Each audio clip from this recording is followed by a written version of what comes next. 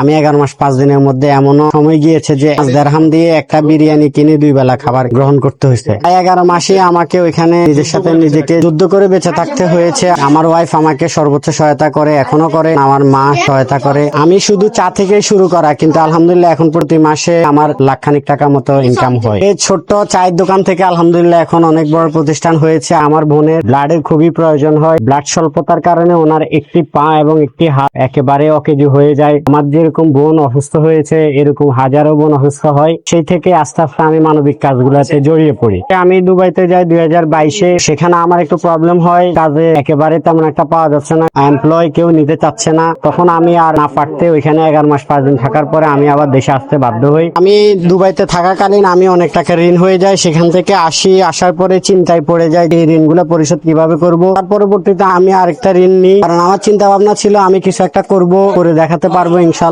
আমি আসলে প্রথমত শুধু চা দিয়েই শুরু করা এই প্রতিষ্ঠানে। হঠাৎ করে মনে হলো যে আমার জীবনের মোড়টা ঘুরে গেল। পর্যন্ত ভালো একটা অবস্থানে আছি, আমার ঋণের পরিমাণও আলহামদুলিল্লাহ কমে আসছে। এখন সবাই চায় আমি যাতে করে এই ওয়ার্ড থেকে মেম্বার পদপ্রার্থী হই। ইন্ডিয়াতে নরেন্দ্র মোদী নাকি চা দোকানদার থেকে প্রধানমন্ত্রী হয়েছে। অনেকেই বলে যে চা দোকানদার আবার মেম্বার পদপ্রার্থীর জন্য দাঁড়াচ্ছে। হ্যাঁ, অনেকে ভালোভাবে নিতেছে চা দোকানদার মেম্বার পদপ্রার্থী। ভারতের যদি মোদী যদি চা দোকানদার থেকে যদি একটা দেশে পরিচালনা করতে পারে, উনি পারবে। একেবারে সাধারণ একটা ফ্যামিলি থেকে উঠে আসা মানুষ, এত ভালোবাসা মানুষের পাবো আমি কখনো চিন্তাই করতে পারি নাই। অনেকে সরস্যের মাধ্যমে বলে যে তাকে দিয়ে আসলে কি হবে, সে একজন চায়ের দোকান, তার বয়সে এখনো অনেক ছোট। কিন্তু তাদের যে কথা, সে কথার প্রমাণ তারা কাজের মাধ্যমেই পেয়ে যায়। যারা হচ্ছে গরিব দুঃখী অথবা অসহায় মানুষ, ছিন্নমূল মানুষ রয়েছে, আমি তাদের পাশে থাকতে পারি, এটাই আমার কাছে অনেক বেশি। যে উচ্চ মানের যে জীবন যাপন, সেটা আমার কাছে একেবারেই ভালো মনে হয় না। এই কারণে যারা উঁচু মানের লোক, তাদের সাথে গরিব অসহায় মানুষরা মিশতে পারে না। তো আমি নিজেকে এমন পজিশনে রাখতে চাই যে পজিশনে থাকলে